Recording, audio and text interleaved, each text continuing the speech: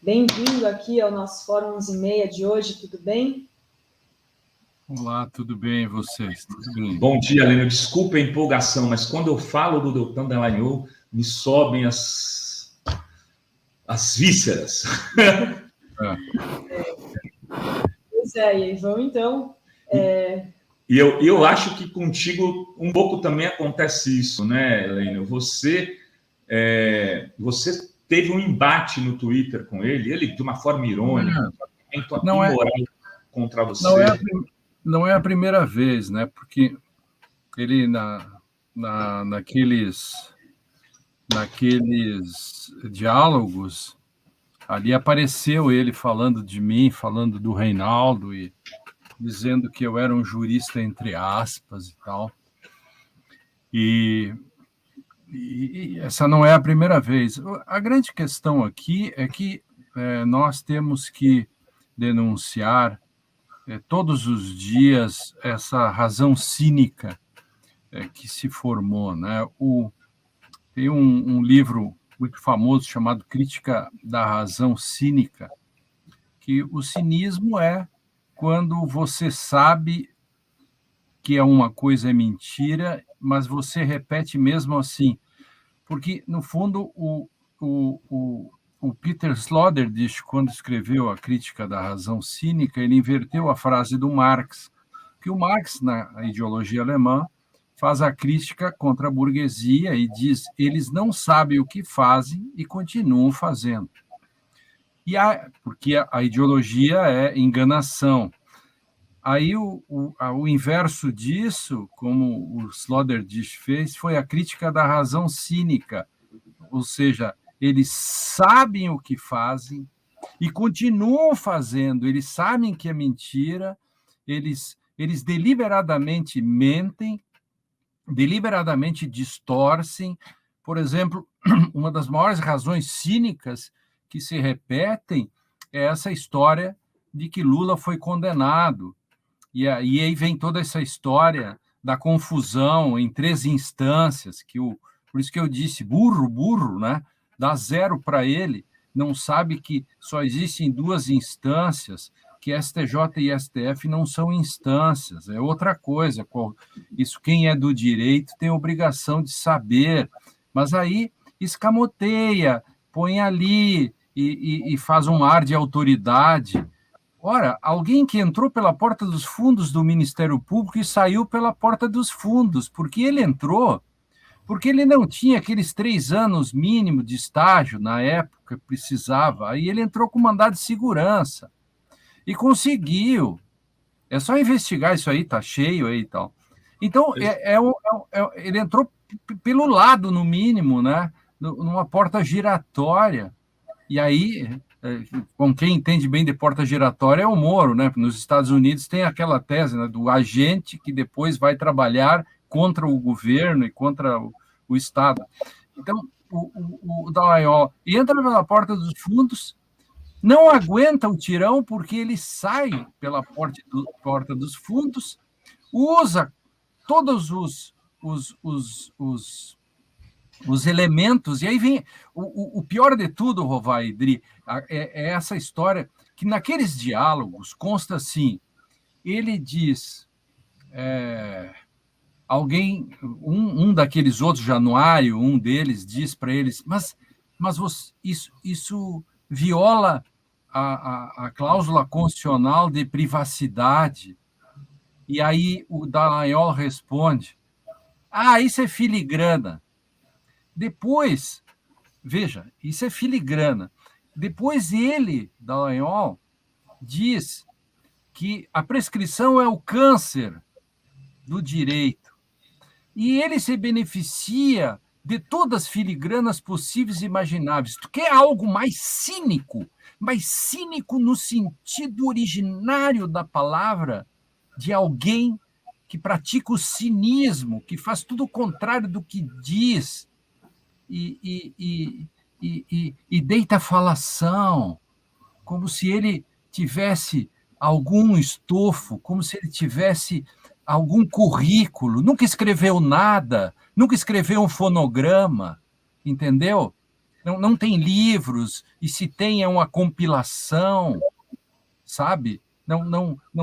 Qual é o passado dele? Hoje o Gilmar Mendes, hoje tem aí nas redes um minuto e pouco de vídeos de voto do Gilmar Mendes, em que o Gilmar Mendes mostra e vai dizendo para o Fachin, ministro Fachin, Curitiba, que eu me lembro de 1978, naquele congresso da OAB, quando se começou a redemocratização, ia pela anistia, que é um grande congresso, estava toda aquela gente que vocês sabem que estavam lá, de Ulisses Guimarães a todas as pessoas.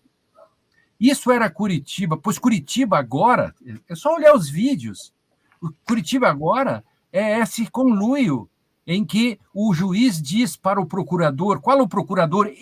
Esse, diz para ele, ou o outro, mande-me, ou o outro diz para ele, tanto faz, mande-me a petição para eu olhar já, para ir preparando. Os dois. E não é eu que estou dizendo, é o ministro do Supremo Tribunal da República Federativa do Brasil. Então, se há alguém que foi condenado nesse país, foi o Sérgio Moro, condenado, declarado suspeito, parcial, fosse na Inglaterra, fosse na Europa, estaria em maus lençóis. Por quê? Porque lá vige o princípio de que não basta ser imparcial, tem que parecer ser imparcial. Existe N, porque lá não funciona como no Brasil. Ele estaria há muito tempo já processado. Aqui, ele sai candidato a presidente e o outro desfila como um santo do pau oco, aí destilando, falando mal dos outros. Se ele ficasse na dele, entendeu? Olhando o retrovisor e tudo que ele deixou para trás, ok, ficasse na dele, fizesse um ato de contrição, fizesse um ato de até pedir de desculpas pelas cagadas que fizeram, por tudo que fizeram, ok. Mas o que irrita as pessoas, a mim, você, a Adri e a comunidade, olha a reação que houve ontem nas redes, o que irrita é a empáfia, a arrogância de alguém que fez tudo o que fez. E mais, e tem coisas que nem aparecem. Por exemplo, olhar as petições que ele fez sobre o que é prova para ele, quer dizer, ele como alguém do Ministério Público, nesse caso tem uma péssima formação jurídica, o que deu para ver ontem também, que não sabe nem o que é uma instância. Tudo isso tem que ser dito. Isso tudo, tecnicamente, mostra a irritação das pessoas. Você disse bem, Rovai. As pessoas têm limites. Então, veja ontem quantas pessoas responderam dizendo, olha, você teve 42 vezes transferida para escapar de uma condenação, você saiu do Ministério Público e ainda não tinha transitado em julgado, quer dizer, todas as coisas, e essa questão mais escandalosa ainda, que você acabou de lembrar, essa questão da fundação, que não é nós que estamos dizendo, foi a Procuradora-Geral da República que entrou com uma ação no Supremo para anular, não é brincadeira isso. Então, o que nós precisamos é uma Aufklärung, um esclarecimento. Nós precisamos uma espécie assim de iluminismo brasileiro para que as pessoas fiquem sabendo quem são os personagens. Exatamente. Uma Aufklärung do sistema para saber quem são essas pessoas. Elas têm que ser denunciadas todos os dias. Todos os dias. Só em alguns minutos aqui, nós colocamos 10, 12 problemas de alguém que aparece fazendo uma crítica, justamente aqueles que eles tiraram da disputa eleitoral, que eles perseguiram, que eles não respeitaram a esposa que morreu, que eles não respeitaram o neto que morreu, que eles não tiveram leveza de alma, que eles não tiveram aquilo que é humano. Eles brincaram nos diálogos dele com a morte da Dona Marisa. Você quer algo mais que isso? Um deles foi demitido agora pelo outdoor, que é outro escândalo. Jogo Castor. Por isso que tem que ter uma Aufklärung, aí em alemão que se diz, um esclarecimento necessário. Entendeu? Eu acho que nós temos que um pouco, Renato e Dri, focar. Nesse momento, nós temos muitas pautas, 70, 80 pautas, não sei quantas pautas tem. Muitas pautas, todas justas. Eu não quero discutir as pautas identitárias, que são muito importantes, etc. Entende? Mas, por favor, tem que focar sobre aquilo que é o perigoso. Ô Lênio, deixa eu te fazer uma pergunta aqui, é uma coisa que eu estou perseguindo aqui. Você vê relação direta desse pessoal com o Departamento do Estado americano, Moro, Dallagnol? Você acha que eles foram construídos lá para operar essa destruição da democracia brasileira de alguma forma? É difícil dizer, né, que se eles fossem treinados mesmo, teria dado certo, né? E aí ficou um pouco reco-reco e bolão, né? Porque... Mas você sabe que o Departamento de Estado americano é ruim para selecionar pessoas. Eles têm histórico disso, né? Eles vão lá selecionar. Isso é verdade. A retirada do Afeganistão mostra, por exemplo, que você não pode deixar eles cuidando de uma tartaruga, né? Narcotráfico na Colômbia, tudo que eles fizeram, treinaram gente, eles são muito ruins no México. Bota 2 tartarugas para eles cuidar, uma delas foge e a outra engravida. Dri, tem uns superchats aí, tem gente participando do... Eu vou depois pedir para te mandar um livro do Julian, Fascismo Ontem e Hoje, da Perseu Abramo, Lênio. Eu vou pedir para eles te mandarem de presente. Tá. Julian Rodrigues, Fernando Sartre, eles mandaram alguns aqui e a gente está selecionando 10. É um livro introdutório, mas que às vezes você pode recomendar, entregar para um estudante de direito, para um sobrinho, sempre, né, uma linha mais, sabe, daqueles livros da Brasiliense, e conta histórias do fascismo em várias partes do mundo. E quem der R$10 de superchat hoje está concorrendo ao livro. São 2 livros que a gente vai entregar hoje aqui. Isso, olha só, a Márcia Borges diz: quero ler quando terminar a biografia do Lula. Obrigada por esse jornalismo sério que eu espero todo dia para ficar muito bem informada. Obrigada a você, Márcia. E tem a Leda Terezinha: desejo a todos um Natal de paz e esperança. Não consigo usar a palavra feliz porque tudo está muito triste. Eu comemoro somente a vinda de Jesus. Que Deus abençoe a todos nós. Obrigada, Leda. Obrigada, Leda. Carinho no seu coração, querida. E o Leonardo Reis diz: Rovai, você coloca uva passa em tudo na ceia? Não. Eu como uva passa separado de tudo, mas adoro uva passa. Só para explicar que ontem a gente fez uma live aqui de fim de ano e o Rovai estava comendo uva passa na live, Lênio, por isso que ficou a piada aqui. E tem aqui o Hélio Azambuja. Então é Natal, e o que você fez? O ano termina e nasce outra vez. Inácio. Rimou, né? Abraços desde Porto Alegre para Adri Rovai e professor Lênio. Lula 22, diz o Hélio. Muito obrigada, Hélio. E tem aqui também um novo membro chegando, a Gis Paz. Muito bem-vindo aqui ao canal. E tem aqui também o Adriano Nunes. Estou no sorteio. Um Natal e Ano Novo com saúde para todos. Deixe uma pergunta ao Dr. Caseiro, que estará daqui a pouco no segundo bloco do programa. A perspectiva científica de sairmos dessa pandemia ainda em 22? Grande e forte abraço a todos da Fórum. Obrigada, Adriano. A gente faz mais tarde. Tem o Rosângela Sabino dizendo obrigado ao doutor Lênio Streck por defender o Estado de Direito. É isso mesmo, Lênio foi uma das pessoas que se dispôs corajosamente a enfrentar todo esse autoritarismo do que eu chamo de gangue. Eu não consigo dar outro nome. Lênio, eu queria até te encaminhar uma pergunta nesse sentido. Esses caras estão saindo do Ministério Público para não serem processados, para não sofrerem processo, e estão indo se esconder nos cargos de parlamento, né? Porque vão ter eleições, eles vão se eleger.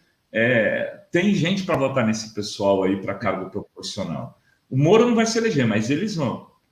Aí eu te pergunto, como dar sequência à investigação a isso? Existe juridicamente algo que possa ser feito? O que a sociedade pode fazer?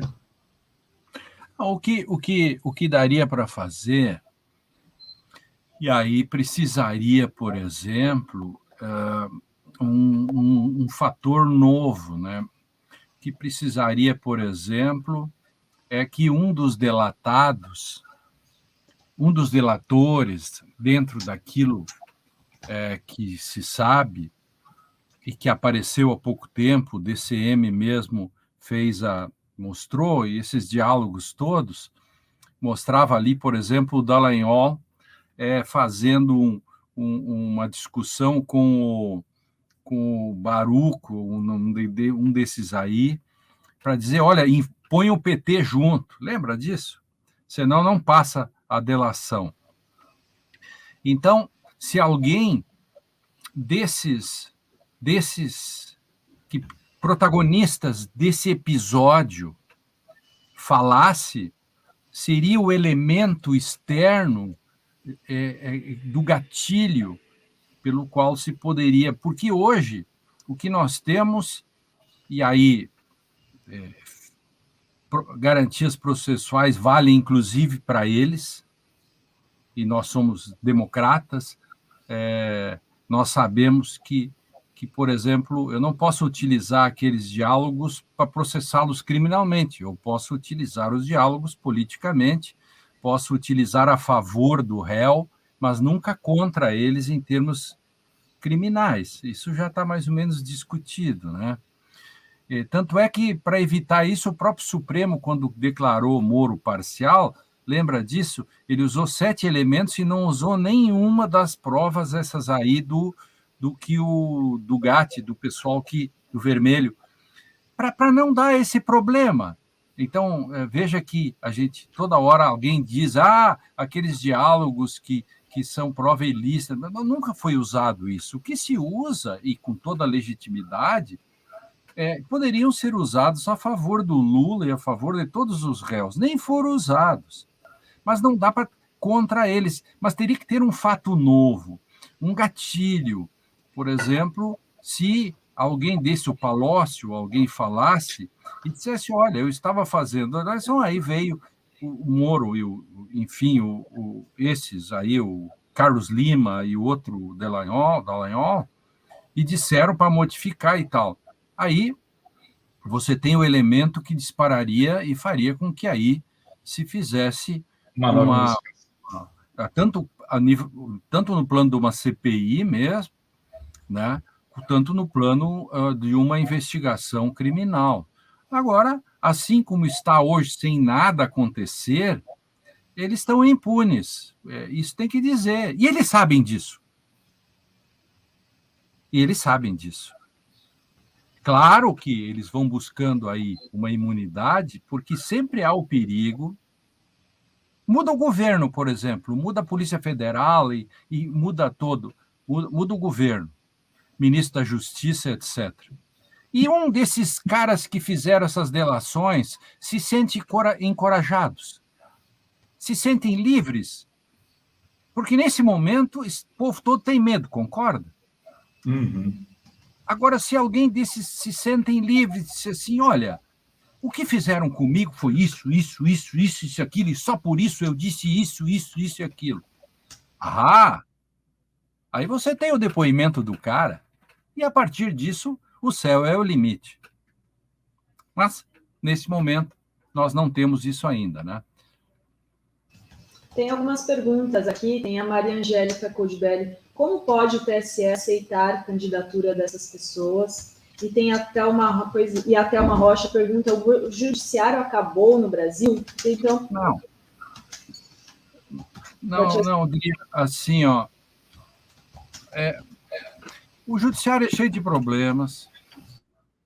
Veja que o judiciário é cheio de problemas, tem problemas, mas também ajudou a salvar a democracia e a própria questão da pandemia.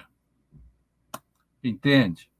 Eu faço uma análise muito serena disso tudo.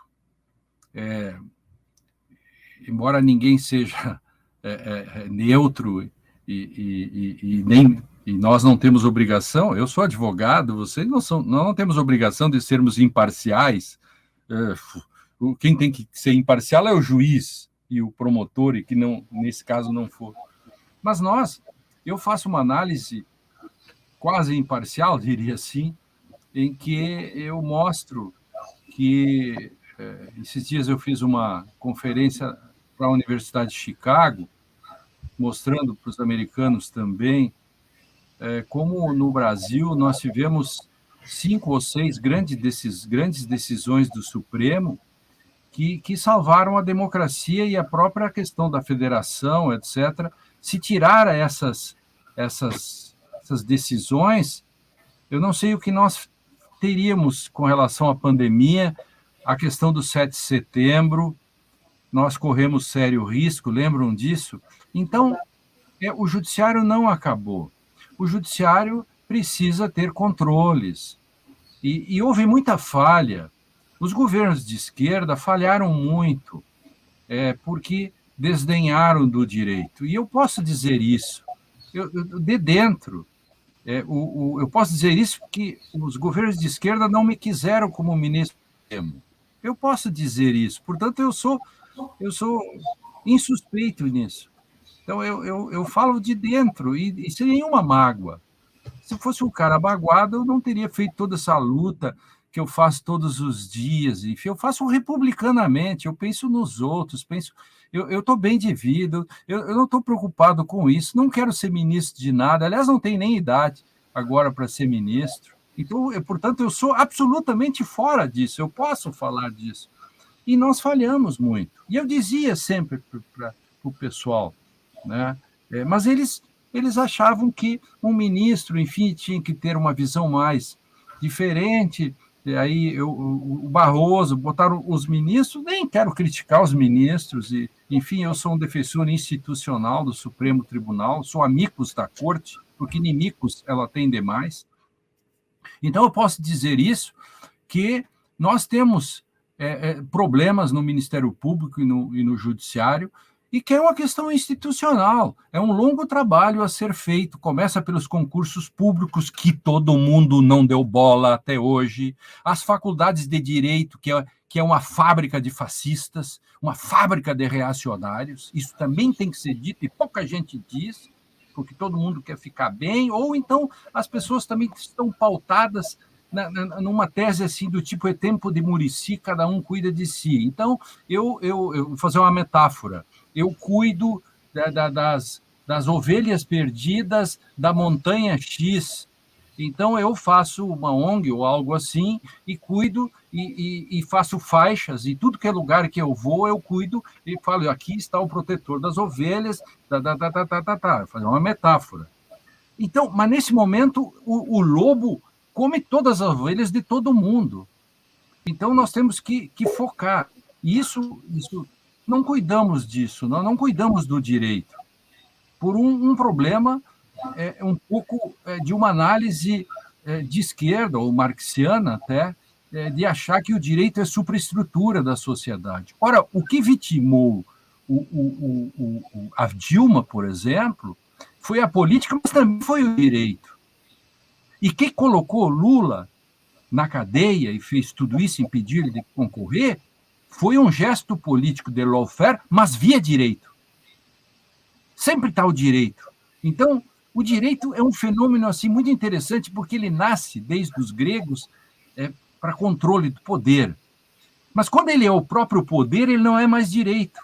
Então, você precisa cuidar disso. Qualquer governo tem que cuidar. O direito é um fenômeno que tem que ser alisadinho. Sabe por que as democracias europeias funcionam bem? Porque é o direito que filtra as crises políticas e não é o contrário. Então, o direito tem que ser alisadinho, acarinhado, alimentar todos os dias, porque na hora H você pode precisar dele. E veja quanto tempo demoramos para que o direito nos respondesse. Porque nós fizemos pressão, escrevemos, etc. Eu, modéstia às favas, fui o que mais escrevi. E a presunção da inocência, nós fizemos 2 livros sobre a suspeição e parcialidade do Moro. Eu escrevi 40 e tantos textos sobre isso. Ninguém escreveu tanto quanto eu. E fomos até que o Supremo acatasse. Claro, tem todo o trabalho dos advogados do Lula, merecido, foram gigantes nisso. Mas eu quero dizer que o entorno, por exemplo, quando o Lula saiu da prisão, ele não saiu por habeas corpus naquele sentido, ele saiu por causa da presunção da inocência. Nós fizemos a presunção, eu fiz a ação 44, fui o primeiro, assinei e fui lá defender. Então, o direito tem que estar tão bem cuidado, nas mínimas coisas. Quem é que você vai nomear para o tribunal? Quem é que você vai nomear lá no TRF? Quem que você vai nomear? Você não precisa pensar em nomear partidariamente. Você tem que nomear alguém que cuide do direito para o inimigo e para você. O que ele não pode fazer para o inimigo, e quando você precisa, ele não está aí, se me entende. Então, o direito nos protege de nós mesmos, mas ele tem que estar aí quando a gente precisa dele. E veja que quando a Dilma precisou, não deu certo. E Lula demorou até que o direito atendesse. Quanto tempo demorou? Só de cadeia deu 580 dias. Perdeu uma eleição toda, uma década perdida, porque foi impedido via direito de concorrer. Por causa de uma coisa chamada lawfare, que é o uso político de quê? Do direito. Feito por quem? Sérgio Moro, Dallagnol, ou seja, nós fazemos a volta ao mundo em poucos minutos e voltamos na Lava Jato. Neles. Muito bem. Estamos aqui já com o professor Sérgio Amadeu. Lênio, eu vou subi-lo aqui na jangadinha. O professor Sérgio é da Universidade Federal do ABC, não sei se vocês se conhecem. Lênio Streck é um dos maiores juristas do Brasil. Conheço. E você fica à vontade, Lênio. Você está convidado para continuar, mas não sei quais são os seus compromissos aqui. Eu tenho compromisso. Hoje é Natal, né? Então tem uma série de coisas. Viu, Sérgio? Quando eu era pequenininho, eu sou de uma família muito pobre, né? Então, sou de uma família luterana. Então, nós tínhamos que acreditava em Papai Noel, todas essas coisas. Então, tinha uma pequena oração que eu tinha que fazer desde pequenininho. Tinha que cheirar a vara do Papai Noel e tal. Era um processo assim de assédio moral em cima das crianças, né? Acho que hoje meus pais seriam processados. Então, e também se existisse Estatuto da Criança e do Adolescente, eu estava ferrado, teria sido internado. Mas se dizia assim em alemão, porque todo mundo só falava alemão lá em casa, né? Minha avó morreu só falando alemão. Aí dizia assim: Ich bin klein, mein Herz ist klein, darf niemand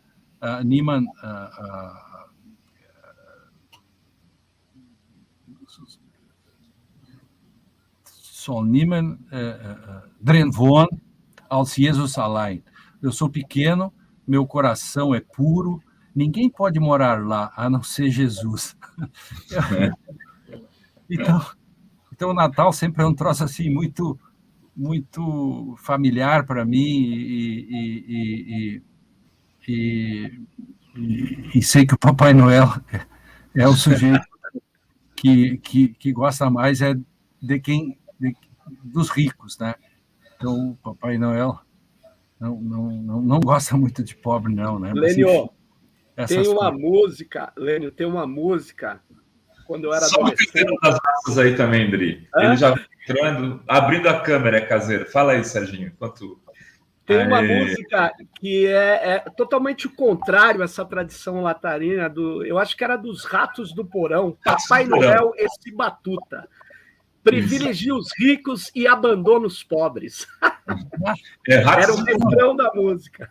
É isso, é um pouco disso. Então, eu ficava todo tempo lá rezando Papai Noel para dizer assim, eu sou pequeno e tal, Papai Noel.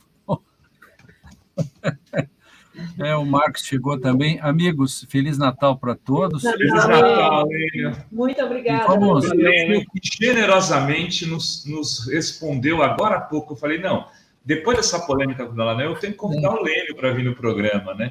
E ele deu um jeito, tá?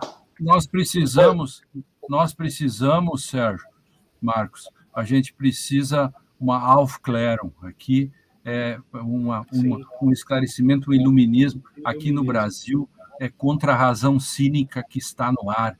Essa gente, aquela frase que é do Marx e vice das absitunas, eles não sabem o que faz, mas fazem a si mesmo, foi invertida na crítica da razão cínica do Sloterdijk, que diz eles sabem o que fazem e fazem a si mesmo.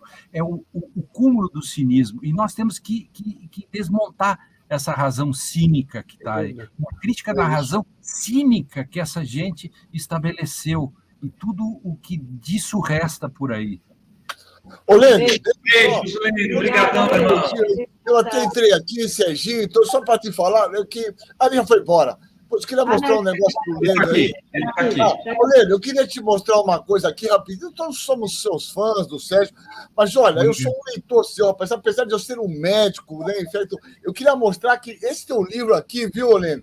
Esse livro é fabuloso, viu, meu caro? Você está de parabéns, porque eu estou escrevendo um livro sobre medicina e literatura, que elas... Rapaz, a sua erudição é fabulosa, viu, meu caro? Eu queria te parabenizar. Eu tenho um outro aqui, que você não vai acreditar, mas eu tenho aqui, eu não sabia que você estava...